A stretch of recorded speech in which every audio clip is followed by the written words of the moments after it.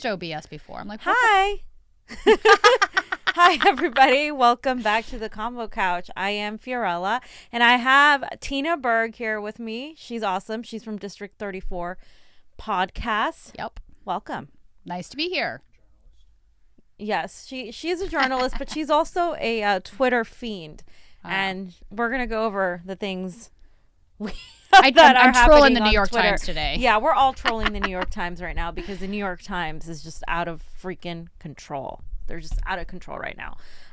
But let's get started because it was a crazy weekend. Basically, the New York Times, of course, to no one's surprise, decided not to endorse Bernie Sanders. But what they did do was even more hilarious. They decided to co-endorse Elizabeth Warren and Amy Klobuchar. So I call them WARBUCHAR because they're pretty much the same candidate. Wouldn't you say? Yeah, okay, so here's the weird thing about this co-endorsement, in my opinion. I think this harms Warren more than it helps her because she's been trying to paint herself as a Bernie Sanders replacement. So she's the female progressive candidate in the race. Klobuchar has not been campaigning as that whatsoever. She's been campaigning on a neoliberal centrist platform. Mm-hmm. She's very corporatist. She supports fracking. Exactly. You can go down. So I think that this is actually very damaging to Warren's space that she's trying to take over right now because this is not who she wants to be associated with. Right. It equates her to Amy Klobuchar, who is a centrist. She's honest about her centrist views, though. Yeah. Elizabeth Warren, on the other hand, has attempted to paint herself as a progressive when she's actually not. And after the whole situation with Bernie Sanders and the hot mic moment, and thereafter, which we're going to go over, she went after him still after that moment. So I really think Elizabeth Warren's ploy to seem like a progressive is entirely done. No one is buying it anymore. No. Well, I just don't think she's an honest candidate. I think she has a history of embellishing and also lying about things. I could go back again. I was very bothered by this Native American thing early on, years ago. Yes. So I think this is just something that's new and fresh to a lot of folks, though. And you can't possibly tell me she didn't do it to try to help her career along because when she was at the University of Texas, she did check the white box. I'm white, right? So it wasn't until it served her purposes that she was like, I'm Native American. So, but the best line in the New York Times endorsement piece was, Warren is a gifted storyteller. So Tina highlighted it in her tweet. She said, Warren is a gifted storyteller. And by storyteller, I mean, we're talking about an embellisher, a liar. A lot of people might get offended, but that's the reality. They were right on that, and I commend them. And I think the New York Times, again, just like Warren with exposing herself, they're doing us all a favor. They're just like, you know what? We're not even going to hide it anymore. We're going to go and support these centrist candidates or these faux progressive candidates, and we're just going to continue things as they are. But so nobody is shocked by this, are they? Or okay, or let me say this: nobody should be shocked by this. The New York Times op-ed pages have a tradition of not being at all progressive. Right. They have always been like cheerleaders for war.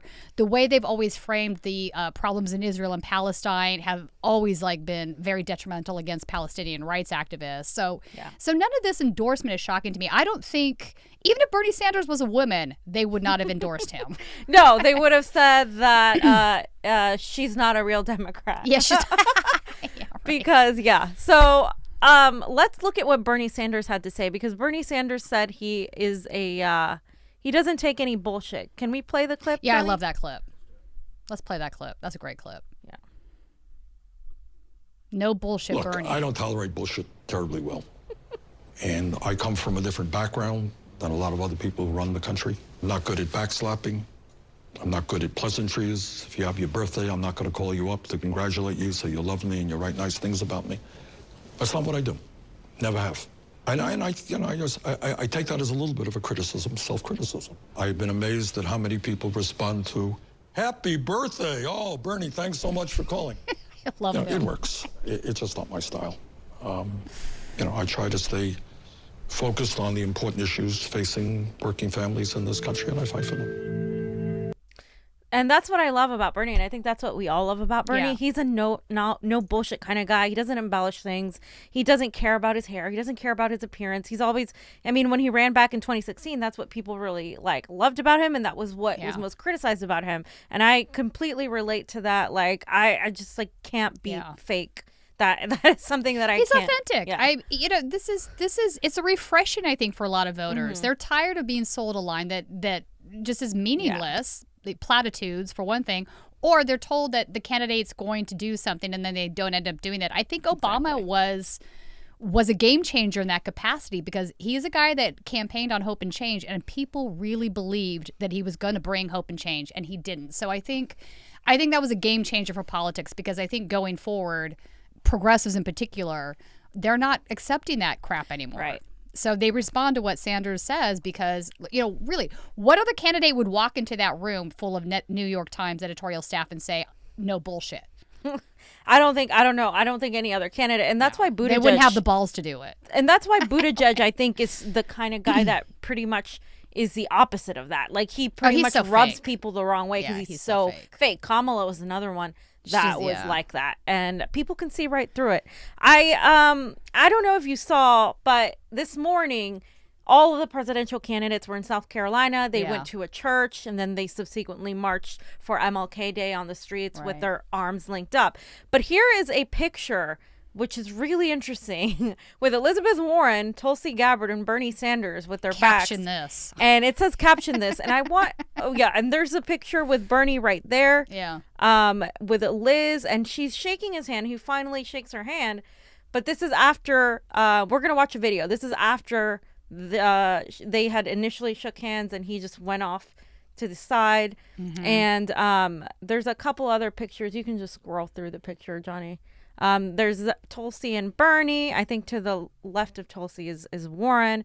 But I want to get to the picture of Nina Warren's face. Yeah. Because I think it's further down. There's another view. Yeah, she's in the background. And there, I think that's where it is. It's a good side eye. Yeah. She's right there. And you see her face. Her face just says everything. And this is a meme that people... This is a meme. It's just hilarious. I love the internet. I'm enjoying these memes. Isn't it great that the internet's free? Yeah.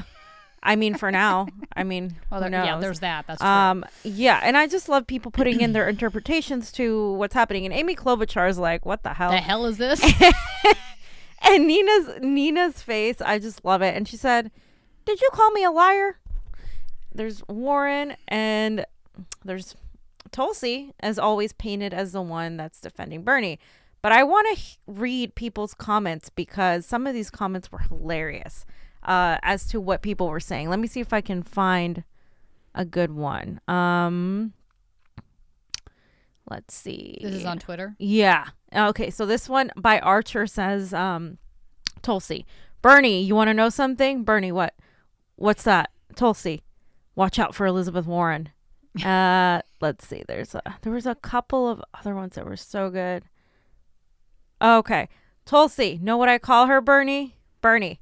No, what's that? Tulsi. Slytherin Warren. I freaking love it. There's one that was like the best one, hands very unfortunate. down. It is unfortunate, but at the same time, it's very telling. Like I don't know why she did this. I don't know what she was thinking.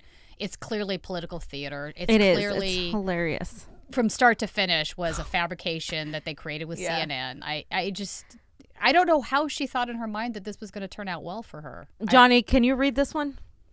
Moral clarity in 2020.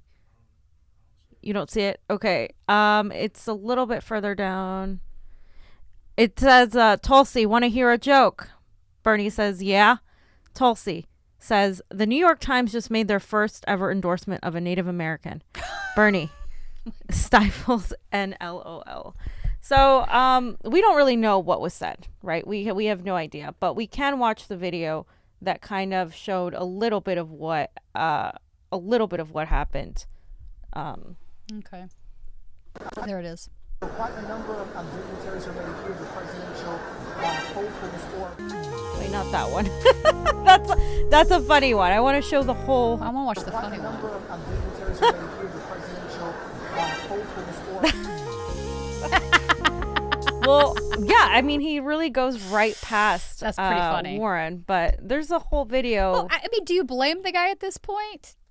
No, I mean, I don't, but it's really interesting. I put it in there. Oh, okay. It's really interesting though, because people have been trying to push all day this sort of, oh, it means he shook her hand. That means we're unifying. It means we're I have no interest in unification with these folks. Yeah, can I be honest? Yeah, please tell me why you want to unify. We need Warren.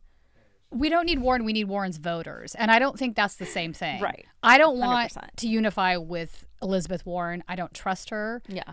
She's absolutely shown us who she is time and time again. And I think people are finally realizing not somebody you can trust. Yes. I think we can acknowledge that and not want to unify with Warren, but still win over her voters. Right. And there's a way to go about that. But I think you can win over her voters by not necessarily pandering. You know what I mean? Oh, like, I agree. I don't think we need to pander. I don't think we need to pretend that this isn't a big deal. The big deal isn't what CNN and the mainstream media do. They manipulate information. They make drama out of everything. But the big deal is the fact that Warren isn't a progressive, and she's pretty much co-opted Bernie's entire campaign, his platform, his movement, and is trying to pass as a progressive, and now she can't be trusted. And so we can't pretend that didn't happen. We can't just go back to before. Yeah, it's not. That's just you don't. That's like giving into corruption. Honestly, Fiorella, I still need to understand how people are okay with the Native American thing. To me, this is a white woman colonizing another's identity for personal gain. And if that's not racist, I don't know what is. I feel like people were extremely forgiving is it about me? that. I think they were too. And I know I don't understand it. I mean, maybe that's my privilege speaking. I don't know. But I really don't. I don't understand it. I think it was because Donald Trump took the whole well, he was wrong too. Yeah, I mean, he took a racist situation and then made it even more racist. But these things aren't mutually exclusive. Exactly. They're both a problem. The left sometimes has an inability to separate anything Trump says. So like because Trump used the word Pocahontas, many people were told, oh, don't even go there because that's sexist and racist against and Warren. It is. But it's racist against Native Americans because Elizabeth Warren she co-opted their identity. She's like a regular co-opter. This is what she does. And the thing is I don't think it's a family fable, because some folks have tried to say to me that was the case, and I said, but hold on a second, if that was actually the case, why did she first identify as a white person in her first job and then switch when it suited her to gain something under the affirmative action rules? I don't buy it. Yeah. It just seems really disingenuous, in my opinion. Okay, let's just play the whole thing. Bernie Sanders is here as well. Bernie Sanders just giving a handshake to Senator Clinton as well. So quite a number of dignitaries are ready here. The presidential hopefulness, or rather I should say the ones hoping to get the Democratic nomination for presidency are here at Zion Baptist Church. Now obviously this is a major event, a pivotal event for many people getting ready. What does Nina's jacket say? No, just there's no hot mic. No, we need to get the hot mic. I actually just want to riff this whole thing. Can I riff this? Do it. That's what I was reading the comments.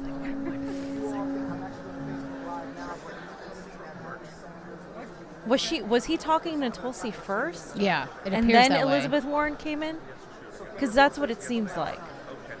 Mm-hmm. It's almost like she's the odd one out. Like, hey, come talk to me, you guys. I just don't get it.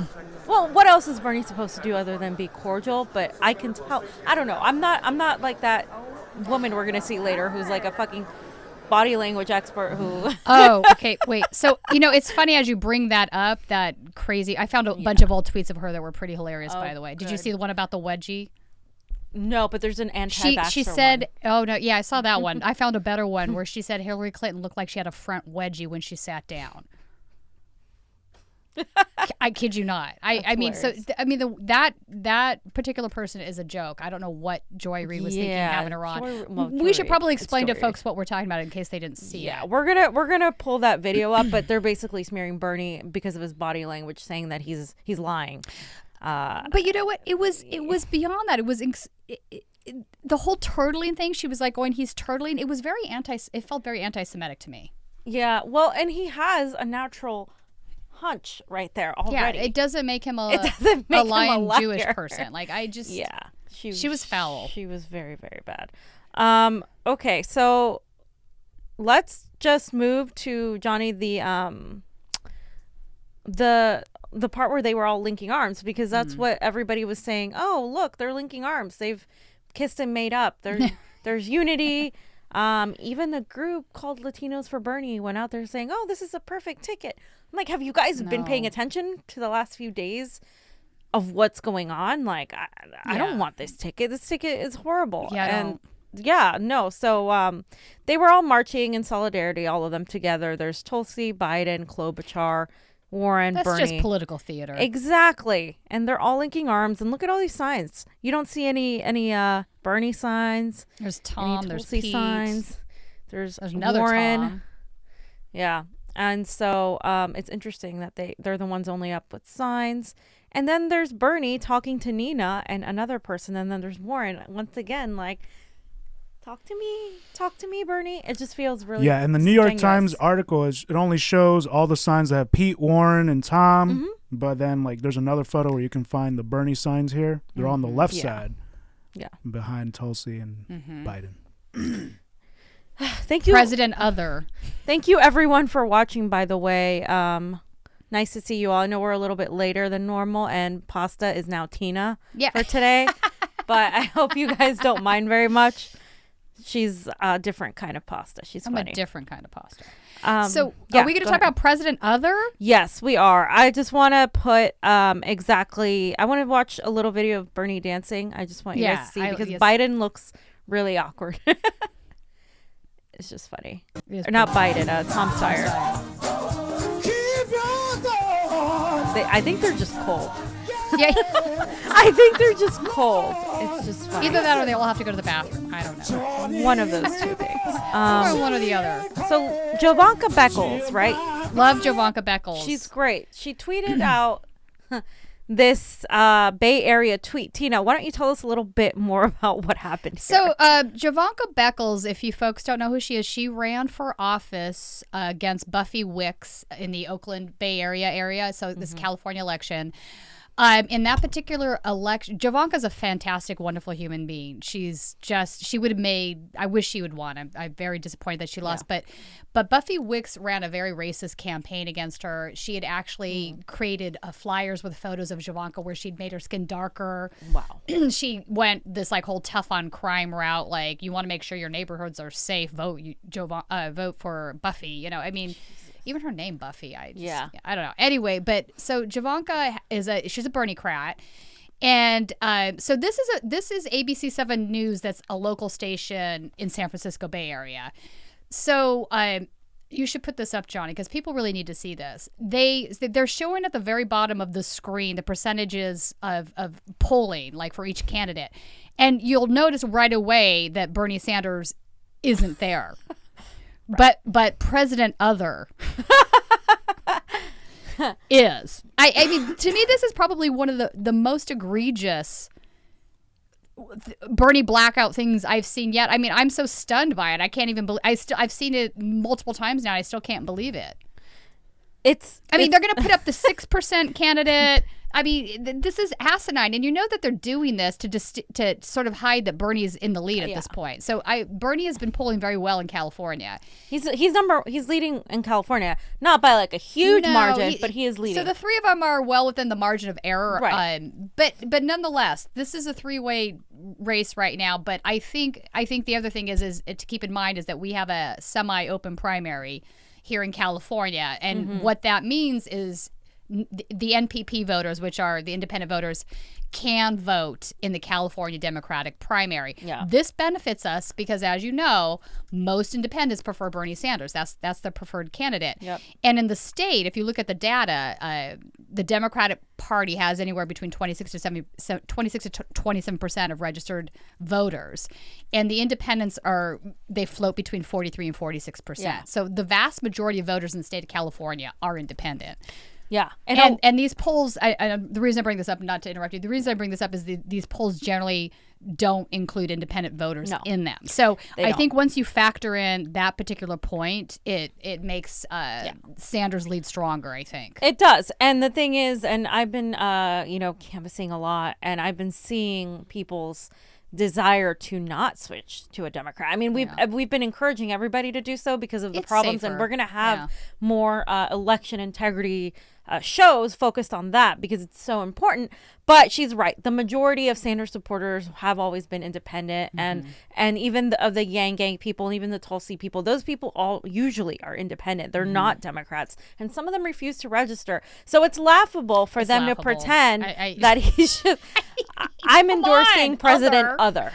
I just honestly, it's so egregious. I still can't believe that they did this. And ABC News, you should be ashamed of yourselves. Yeah. Where is your commitment to veracity? This is the kind of stuff that I keep seeing from our mainstream media, corporate media, that just angers me to the bone, because these folks aren't interested in educating the population or doing any sort of public service in regards to what news is supposed to be, right? That's where our roots are supposed to be. We're supposed to be informing the public, right? No, these folks propaganda. It's absolutely propaganda. Yeah. Well, it's like the guy, I got into a fight with one of the MSNBC guys on Twitter 2 months ago. Yeah, I know, shocking.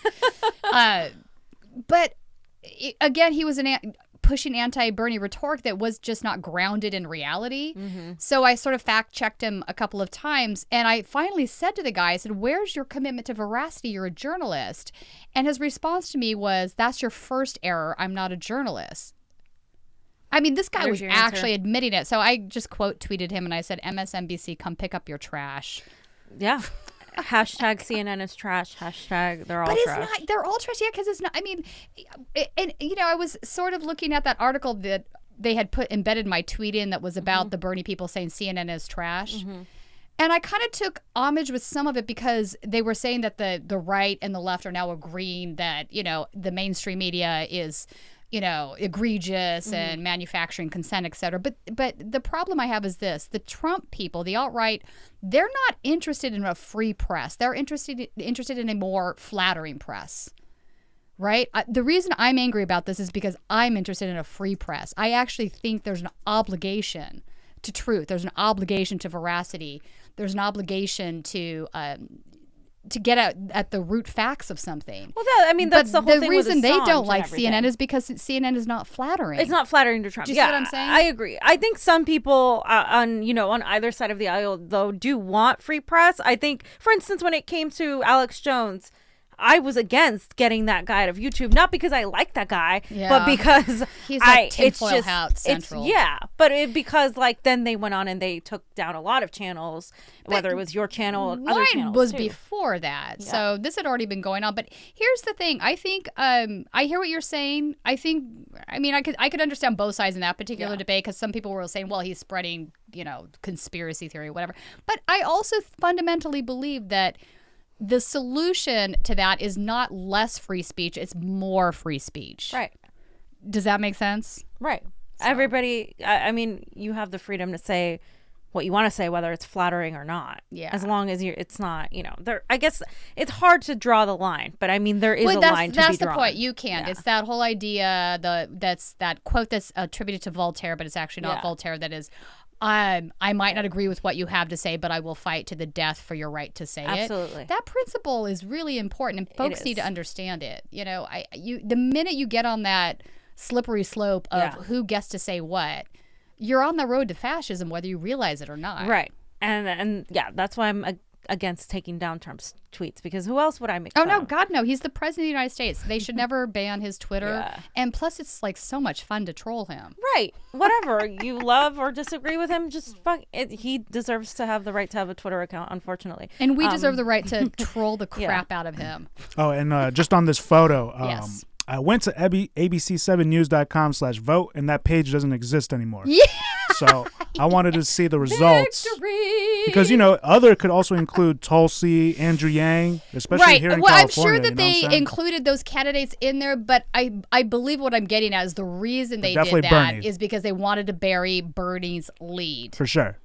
You know what I'm saying? Mm-hmm. That was the intention. I'm sure Bernie has the biggest percentage there. Right. Yeah. I'm sure. Well, he does in California, at least by 2%. Well, you could go back and look at some of the other polls, and you'll see that it's a horse race between Biden, Elizabeth Warren, and Bernie in the states. So. And another smear against Bernie, of course, from our favorite journalist, quote, Jennifer Rubin. quote She's journalist. She's yeah. She's not a journalist. Yeah. She's she says Bernie, quote, I'm electable, sort of undermined by the fleet of R's rooting for him. So now Bernie went from being a communist to from a leftist crazy social commie to being now a Republican and having Republicans root for him. It's now. So the weird thing about this, though, is Jennifer Rubin is a Republican. She's a neoconservative. So I find it so odd when she chimes in on these things in this manner. I'm just like, Jennifer, what are you saying here? Why would you? But here's the thing. Do you know what wait, that's also a giant. Scroll up. This is the first time I'm seeing this. This is a giant. Oh, I did respond to her. You did respond. What did I say? I just did a face palm. I love it. You did. So that's a total self-own, because in order to be more electable, don't you sort of have to appeal to more voters? Isn't that in order to win the general? Don't you need to get some Republican votes? What does that even mean? It means they like to lose. That's what it means. That they want to lose, in my opinion. Jennifer Rubin. She's awful. Another, Johnny, did you have something to say? Okay. This one is the one I wanted to get out. This is just painful. Yeah. This is what we were talking about, the body language expert. The body language expert. Let's just watch this because I think it's going to get people upset. But scandals hurt you more when they seem plausible, right? I mean, Bernie Sanders does have a sort of physicality, when he talks, that is a shaking your finger at Hillary Clinton, shaking your finger, shovey, weirdy. His physicality makes me think, he could have said, listen, I think in this environment a woman can't win. That doesn't seem like a crazy Well, first of thing all, I think Bernie's lying. We see him; he slouches forward anyway, Joy. But here he turtles. If you look at his eye level, where he normally answers questions, when he makes the denial, his whole shoulders come up like a little kid getting caught. His eye level is below his shoulders. This is trying to hide in plain sight. And many of us, we don't know what to look for. So if you look for this right out of the gate, and the strongest denial is simply saying no. And I think women in particular, we want to believe human beings. So we're like, I would say that. He literally said, well, as a matter of fact, I didn't say it. That's 9 words. Unnecessary. No. Did you vote for Donald Trump in the last election? Absolutely no. Right? So no. Did you dress up as an Easter bunny on Easter? Absolutely no. Right? So it's no. We say no. Absolutely is actually not the strongest denial. You're playing with me here in the game, but at least you're getting the no in here. We're not hearing the no with Bernie. Also with Bernie, he has numerous hotspots. He says, well. Liars like to start with, well. He looks away. He laughs. I think he might have been coached to laugh in this moment. A lot of politicians are coached to laugh in the difficult times. So we're focused on the laughter, and it's supposed to send a message that this isn't serious. It is serious. If he said it, which I believe that he did, he would have been better to just own it. Barack Obama wrote a book years ago, and he said what in the book? He tried cocaine and marijuana, and he never touched the stuff again. We never talked about it when he was president after that. If Bernie just owned it, this would disappear. We wouldn't be talking about it 6 days later. But Bernie, he did the opposite. That's hilarious. He laughed because it was so untrue that he was like, what? He was being gaslit. He laughed because he never said that. Yeah. And so it's like, I laughed when I saw that. I was like, what? What is she even? Yeah. What is she? Like, that's your natural reaction sometimes when something is so ridiculous that you're like, oh, that's funny. You're crazy. You're ridiculous. I'm sending these so you can put them up on the screen to Johnny. But I went through when I saw this person, I went through and started to just pull up some of her old tweets. She's worked for like the FBI, CIA, important agencies. She's one of my favorites is this one. 14-year-old virgin falls pregnant after flu shot. Is she serious? Is that a joke? I don't know. Well, she's not a fan of vaccinations. Wait, hang on. Hillary did a weird adjustment when she first sat in her chair like a front wedgie. What does that even mean? I don't know. Like, this woman is the one Joy Reid brought on to make a very valid assessment of Bernie Sanders's. Here's another good one. When your prospect touches you, they are either signaling that you are going to get laid or they are just starting to trust you. Like, where does she get? It seems like really bad cosmopolitan advice, like on Cosmo. And then, of course, my other favorite one was this whole color thing. So when I read this, mind you, the first thing I thought of was Tulsi Gabbard in her white suit, right? Mm-hmm. White is connected to feelings of peace and openness. Isn't this how you feel when you see someone in white? And you know she probably hates Tulsi, right? Probably. That is crazy. Well, that's your expert behavior person, woman for you. And you're right. It is anti-Semitic. Some of the language they were using. It's entirely anti-Semitic. I mean, you can see her trying to like do this depiction, that old trope. Yeah. Yeah. It's offensive. It's not valid. It's not like a science. How does Joy Reid still have a job? That's what I need to understand, honestly. Did you forget she was a Bernie supporter? Because I always forget. Oh, I love that old tweet where she said he was the one where she said he was the salient voice or whatever the Democratic Party years ago. Yeah. Yeah. Okay, but her old tweets are just frightful. I don't think what is a front, like who tweets that Hillary has a front wedgie? I don't think anybody wants to visualize that in their head. I don't and either. Now But my point is this is Joy Reid's expert person on body language. Yeah, body language. Hillary did a weird adjustment when she first sat in the chair, like a front wedgie. Maybe she just had a wedgie, dude. I don't it's know. Not. It's Occam's razor. It's simple. Who else has smeared Bernie other than Elizabeth Warren? So after the whole debacle, who hasn't? Exactly. After the whole debacle, after she accused him falsely of telling her, that a woman couldn't be president, right.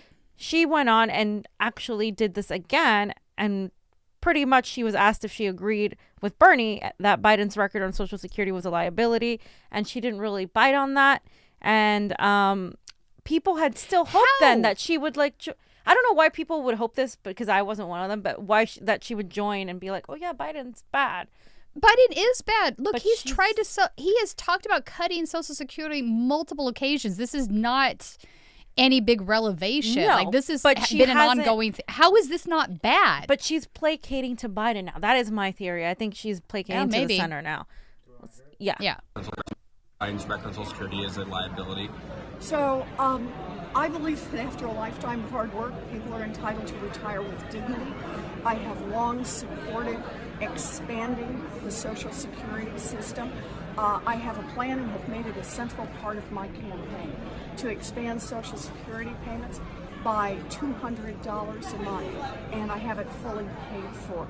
I think everyone's record on Social Security is important. Are you concerned about... So Alex Thompson, he writes for Politico, but I'm pretty sure at this point he's a surrogate for the Warren campaign. Like maybe not an out front one, but it seems that way. His tweet, he's basically saying some Bernie Sanders people wish that she had hit at Biden with this. I actually don't, Alex, because her doing this just puts her further away from what she appears or is trying to sell us to be. Yeah. The fact that she won't hit Biden is a problem. She was doing everybody's on the same page here. No, we're not on the same page, Elizabeth. We're not. That's the problem. That's exactly. And this is what the other thing I'm sick of and tired of is people thinking we shouldn't vet our politicians during primary election. Yes, we absolutely should. This is the time to do it. You think your fellow Democrats are going to be harder on you than the Republican Party is? No. Okay, but right. So why are they all complaining about, it's just mind-numbing. I mean, I think we should be as progressives, we should, like we do criticize the Democratic Party. That's how we know we're progressives. We're not afraid to call them out on their bullshit.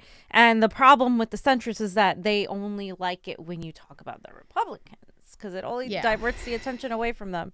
One of the things that happened that's great news is that Pramila Jayapal endorsed Bernie Sanders. She's a longtime advocate of Medicare for All. Yeah. Her plan was the most progressive one, and in the House. And she is now they're saying that she's going to be the National Healthcare Policy Chair for the Sanders campaign, and she is the Washington State Chair. Yeah. So this is a really important endorsement because she was kind of flirting with Elizabeth Warren there for a while. Yeah, she was for a hot minute. I was a little bit surprised by that, actually. And I was tweeting. I'm a longtime follower of Jayapal. I think she is a dedicated progressive for the most part. For the most part. I mean, she's had some. She didn't. What's her name? Sarah Smith. She didn't endorse her. She endorsed Adam Smith, who was her opponent, who is a huge military-industrial complex I can't guy. hear Adam Smith without thinking about the invisible hand. I'm sorry. Philosophy 101. Philosophy 101. You're such a nerd. I'm sorry. But yeah, no, I know. I thought of that too when I heard his name. But no, he's anything but that. The guy was like a neoliberal, right? And she endorsed him, so that was disappointing. But other than that, and her flirting with Elizabeth Warren, I'm glad she endorsed Bernie. I think it'll help him. I think it's good. I think it's far more important than a New York Times editorial board endorsement. And I think it says a lot. Oh, I agree. As to I agree. More electeds endorsing him, whether they actually like him or not. At least they're seeing the writing on the wall. They're saying, "Hey, we might have to, do this because Bernie is inevitable." Yeah, I think. I also think that this whole NYT editorial board goes on the unendorsement list. Yeah. I think we put it on that list. I think it's a good thing. Yeah. Let's kind of talk about the faux feminist issue too. That's kind of, they're attacking Bernie on, they're trying to paint him as a sexist, that it's her truth. Amber Tamblyn said. Yeah. My response to her is truth isn't subjective. Truth is objective. It's verifiable. That's why it's truth. Your opinion, that's your opinion. But when people say things like it's my truth, I'm like, no. Yeah, that's an oxymoronic statement. It's a cop-out. So it's your opinion is what it is. But I think what really bothers me about this particular area is there are real victims of sexual harassment and rape out there. Yep. And to kind of conflate what is a political ploy in order to gain steps up in an election with that is insulting to victims. And it takes away, it distracts. Exactly. It hurts them. It hurts us. It hurts actual victims. Those of us that actually care about fixing sexism would not do this because it adds it just trivializes it trivializes. That's exactly right. It's just because now everything is a Me Too situation. And then also if women cannot lie. I mean, I saw one of the and there's mind you, most of these are white men saying this. Have you noticed this stuff? Isn't it you're supposed to believe all of these tweets are coming from white male? Have you noticed that? Like white saviors. Yeah, and it's like, what women aren't. So this guy that said that the other day, I was like, women can't lie. We're not capable of that. Women lie. We lie. Everybody lies. Everybody That's the lies. thing. It's not a male or female issue. It's a everybody issue. It's a human issue. And another problem that I have with the neoliberal, faux feminist, Me Too movement is that it is not intersectional. It hasn't been for a long time in a lot of ways. And I think we as progressives have to bring that to the forefront when it's not. And the Women's March was a huge event in previous years. It had a lot of people come out there, and I've covered it a few times. And I went this past time, and it was very low in attendance. People weren't as excited about it. And Black Lives Matter was excluded from the organizing part of the Women's March and from speaking at the Women's March, which is disgusting. It is disgusting. So there's this thing, and I call it white feminism because that's what it is. This is Queen really Pumela. Yeah, Queen Pumela. So anyone that follows me on Twitter knows I have my parody accounts, Queen Pumela, where she's the founder of the white feminist activist group Still Withering. Still withering, and they still are. Still are. So it really bothers me that I go back to that moment back in 2016 when you had the Christensen, what was her first name? I can't think of her name now. The delegate from Florida, from your home state, who said that she refused to vote for Obama because he was black, because she went down the list. It was one of the most racist tirades I've ever seen. In that sort of where the Puma, which is what this is, Party Unity My Ass, that's where the Puma thing was birthed. And for folks that don't know, the Puma movement was a group. It was white, wealthy women that went to vote for McCain because they thought Obama stole the election from Hillary Clinton. So this stuff's been going on for a long time. Bernie Sanders is not the first victim of this crap. Right. And I don't think, I don't see any end to it because it just keeps, just gets worse, actually. Yeah. I mean, it's like that meme that I saw today where it said, where was this white blonde girl? And she's like, what do you mean I can't lie? I'm a white feminist, It's like, I mean, that's pretty much it. And they exclude a lot of women of color. And another thing that they exclude, and the thing that they criticize Bernie on a lot, it's someone asked me like, hey, my friend feels like Bernie doesn't focus enough on social justice issues. How do I convince them otherwise? I'm like, he absolutely does, but he ties it to economics, right, which is the most important struggle, class struggle. Women as a class is the battle. Who do they think all of these programs are going to help? Because white males are the most well paid out there. When he talks about raising the minimum wage, when he talks about income inequality, when he talks about these economic issues, we're the beneficiaries of that, not white men. Medicare for all of birth it, yeah, control, all of it, pregnancy, paid leave. But this is really egregious and disgusting. How did this happen? It basically they asked, and we're waiting to be included. They asked the organizers of the Women's March. Melina Abdullah. So she was a professor in the program where I got my master's degree, FYI, as a sidebar. Yeah. She's one of the founders of the LA chapter Black Lives Matter. And she's a huge She's fabulous. Activist. She's a huge activist. Yeah. She's incredibly well spoken, talented. Look up some of her speeches if you're unfamiliar. I couldn't get that word out with her. But Melina Abdullah is pretty amazing. Yeah. So she wrote an article. Good for her, and because that's unacceptable. And I'm not gonna lie that the entire thing, for the short time that I was there, because I could not stand being there, it was the majority of white women. And I'm not an identity politics person. I'm not a fan of the identity politics in a vacuum. It has to be backed by something. Like your identity is important if you're fighting for actual economic justice. Yeah. Like if you're not tying that together, then there's really nothing to do. And well, the bigger problem I have too is that it's vacuous in the sense that people coalesce around ideologies more than anything else. Symbolic. And it sort of imposes this idea that groups are monolithic. And I have this, like, I see the Pumas do it. The Pumas believe they believe every group is monolithic, and if you don't agree with them, it's like, oh, poor dear, you just don't know any better. Let me help you. Bless your heart. Bless your heart, which is incredibly racist when you think about it. You're assuming that this person has no agency. Yeah. It's condescending as fuck. But they do this time and time again, and they don't even hear the problem with it. Yeah, exactly. And especially right now that today was Martin Luther King Jr. Day. Bernie made a speech today on MLK, and one of the quotes he said was, "Dr. King was a nonviolent revolutionary who wanted to see our nation undergo a radical revolution of values against not just the evils of Jim Crow and segregation, but also the triple evils of poverty, racism, and militarism." Yeah. And this is the crux of Bernie's movement, and how I answer any of this things where, oh, he's not much of a feminist and he doesn't care about social justice issues. He does, because through caring about the issues of poverty and class warfare, those issues come up, and that's how you bring people together against the capitalist oligarchy. And MLK knew this, and I believe this is why he was assassinated. Johnny, you had a couple things to say? Yeah, so today is the MLK Jr. Day, and if you guys didn't know, the CIA and the FBI together assassinated MLK Jr., and there was a trial about it.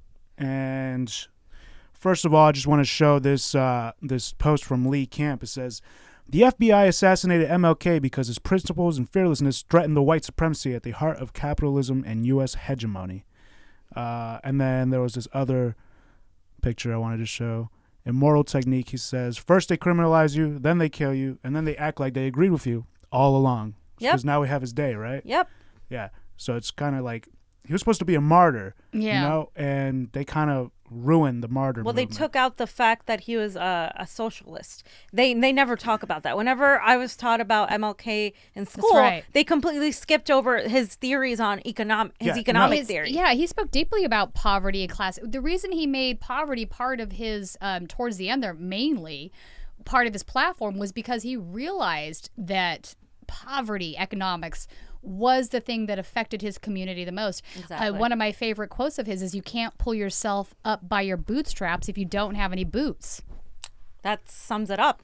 That pretty much sums it up. Right. And didn't he say they have money for wars but don't have money for the poor? Yeah, there's a great speech, if you can find it, Johnny, that all of that's in. It was towards the end before he was killed, before he was assassinated, but it was inside of a church. I don't remember which church, but it's a great speech if you can find it. In this book that Tulsi Gabbard was seen reading, in which I ordered immediately because I was wondering what a presidential candidate was reading. That's, yeah. A presidential candidate like Tulsi Gabbard. I just want to read this real quick passage. It just says, let's see. 31 years later, I learned much more about King's murder. I attended the only trial ever held for it. So this is the author, James W. Douglas. He says, the trial took place in Memphis, only a few blocks from the Lorraine Motel where King was killed in a wrongful death lawsuit initiated by the King family. 70 witnesses testified over a 6-week period. They describe a sophisticated government plot that involved the FBI, the CIA, the Memphis police, mafia intermediaries, and an Army Special Forces sniper team. The 12 jurors, 6 black and 6 white, returned after 2.5 hours of deliberation with a verdict that King had been assassinated by a conspiracy that included agencies of his own government. Wow. Yeah, I had no idea. I had no idea. I'm fully idea expecting an Oliver Stone movie on this any day now. Yeah, Johnny, get to it. I had no idea about any of this because, they don't teach you this in school. No. They don't teach you this. They just teach you the surface of, he fought for the civil rights movement, which is it. Nobody's minimizing that. But they specifically put out the fact that he was pretty much saying capitalism had lived out its use, is one of the quotes he said. Yeah, here's the thing that I think folks need to realize, and you're reminding me of that guy Wise who was going after Bernie the other day about his commentary to the New York Times editorial staff on economics and on class and race issues. Mm-hmm. And he kind of really missed the point of what Bernie was getting at. It was kind of like, yeah, and then he completely bastardized Karl Marx in a sense where I had to quote tweet him. But the point being that Marx isn't sane. Marx is not making the claim that getting rid of capitalism will get rid of racism. That's right. Not... I mean, we're talking about conditions that are both necessary and sufficient, right? So what Karl Marx is saying is that capitalism undergirds the racist system. Right. Without capitalism, there's nothing to further it forward, the racism forward. So if you eliminate capitalism, you don't eliminate racism, but you eliminate the engine that makes it grow and flourish. Right. And those are two different arguments. And I don't know why these folks keep trying to say that, why do you say if we eliminate the economic problems, the racism will disappear? Nobody's claiming that. And here's the other thing. You can't get inside a racist's head and make him change his opinions. Right. That is unfortunately true. I wish we could. Yes. I wish we could, but that's just not reality. We can, however, do something about what happens when people are racist and they keep the education system poorer in these communities, when they don't hire you because of your race, when they don't pay you as well because of your race, when they tell you can't get a mortgage, when you go through Jim Crow laws, all of that stuff. And when you're fighting for limited resources and you're pitted against the other. That's and right. you have more in common. For example, we have far more in common with our so-called enemies in Iran, the civilians in Iran, than we do with the leaders in power that are waging these wars. And that's something we always have to remember. We together have more in common. And when you eliminate that idea that I have to put you down so I can succeed, it's going to definitely affect. It's the othering. And this is so that's the part 2 of this equation, is that the othering happens. So now the plutonymy, or the people in charge, are going to tell you to blame the others for your own poverty, instead of realizing that that's a tool of manipulation by the elite class. Right. So, and that's what looking at this whole time. Yeah, and so that's what Bernie was getting at, and he's completely right about this. I mean, look at Nazi Germany. It's a prime example. The income inequality was soaring at that time, and when you have really severe income inequality, it just makes the environment more ripe for white nationalism, for white supremacy, for more racism, more anti-Semitism, and we're seeing that now. We're seeing that now. I think the vision that both Bernie and MLK and John F. Kennedy and Robert Kennedy were all aiming for. And Tina-Desiree Berg. And Tina-Desiree Berg. And Fiorella Isabel. And Jonny Tsunami. And Pastor Jardula. The vision we were all going for is to build a community that works together. Correct. So the money's not an issue. And you can work on the ideas to create this nice community come together. Collectivism. And then racism won't exist because you're all doing what you dream of wanting to do. Right? I mean, it's not going to be right away. It won't be. It takes time. But look how much has happened in the last 50 years. That we want to build. Look how much has happened in the last 50 years, you know? Like, aren't born that way. So do you think we can actually eliminate racism? That's the question on the table, I guess. I think we can. That's a tough question. I think you can lower it a lot. I think you can lower the volume on it a lot. A lot. Yeah. Yeah, I think it's a social conditioning. I don't think people are born racist. I don't believe that at all. I think I don't think this it is would human devolve nature into something else. Maybe like 1,000 years from now, we're not going to like people with ears or something like that. You know, it could be something as stupid as that. But I think human involvement, it just becomes unnecessary. Because again, if we look back in history, the poor whites were told that the blacks were their problem. But if everybody has enough, if there's no false scarcity, it certainly takes the what's the phrase I'm looking for? The brunt. It just becomes weaker. I just want to make clear that the book also gives references, and there's a reference to the transcript of the trial of the Martin Luther King, and I just want to show you guys where you can find that, where it has recordings. And I was up till one of the nights where I was up till like 5 a.m. because after I read the book, I had to go and do my research on it. Is ratsaccult.org/ratville/JFK/MLK Act/.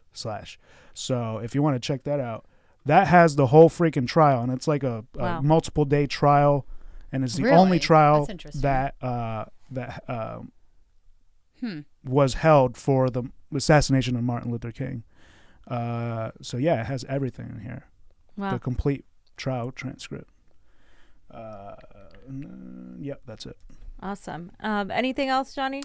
Yeah, Pasta. Where's Pasta again? Did we say that in the beginning? I don't think we did. No. He's coming back tomorrow. Pasta will be back tomorrow. And we're gonna have 2 interviews. Johnny, who are we having on? We're having Ruben Major. I love Ruben. And Aura Vasquez. Oh, right. Awesome. Both in-studio guests. Oh, nice. Yes. Oh, wow. Yes. Full studio. Okay, it's gonna awesome. Be a busy day tomorrow. Yeah, busy day tomorrow. So thanks, guys, for watching. Thank you, guys. Please support us on our Patreon and sign up for Rockfin. Yeah, it's a cryptocurrency platform. It's much better than YouTube. It's going to be the replacement. I mean, they're shutting us out on YouTube, so we have to go to other platforms. Tina can also attest to how it's a great platform. And it's designed more like a co-op for the creators, so they share the wealth much better than corporate platforms do. And it's decentralized. And it's decentralized. The whole point of decentralization, if maybe our viewers don't know, is to take away a middleman of who's like governing everything, right? That's kind of what I envision for a general form of government, like not. And if you're not into crypto, you should definitely get into crypto. First of all, join Coinbase.com. There's all these startups. They're decentralizing everything, and they're just starting. So if you get in on it now, it's gonna scale up, just like Bitcoin. You know? Yeah. Imagine if you could get into Bitcoin before it was Bitcoin, right? Right. If you could buy it when it was $13 and now it's $9,000, imagine that. That's what Rockfin's doing. That's what Raid Token is doing. Get in on it. Get in on it, guys. And we're also still hosting our GoFundMe. We are trying to go to New Hampshire, Florida, Iowa, obviously Nevada. And hopefully we can make that happen to get you guys so much footage, because people are very, very worried about the election process this time around. Bernie Sanders is in the lead. And so there are a lot of people out there that are going to do everything they can to stop him. So, fam, do we want to do an update on that, or do we want to update that? We'll update it tomorrow. Or Wednesday. Wednesday. Okay. Wednesday. Yeah. We'll do a shout out for everybody on Wednesday. Yes. Okay. All right, guys. Thank you guys for watching. Thank you to Tina for being my co-host for today. And bye. Combo Couch. Combo out. Thank you for watching, everybody. Do you want to shout out some people? Let's shout out some people. What's up? Jack Sif, Kathleen, I see y'all on MCSC Network. Rafael Rodriguez. What's up? Choctaw. You being good over there? Crypto isn't dead. Varathius Shepherd Ducks. Interesting. Let me go on Facebook. Oh, Facebook. I don't have it up. Steve Wolfbrand. Sup, Steve? Jackie Pagu. Rebecca Wolfersberger. Jacinta, what's up? Hi, Jacinta. Roshan. Hi, Roshan. What's up? Sarah Williams, always there. Paul. Hi, Sarah. Paul Cherry. Manuel Zapata. Let's see. On Rockfin, we had Glory Jones.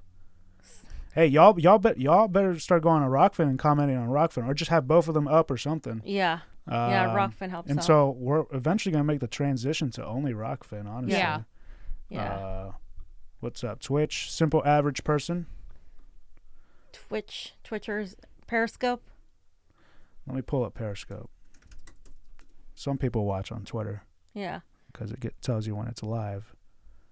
Both of them up or something. Yeah. Rockfin helps and out. so we're eventually going to make the yeah, I don't see anybody on Periscope. All right. Okay. All right, guys. Thanks so much for watching. CONVO out. Thank you. Bye.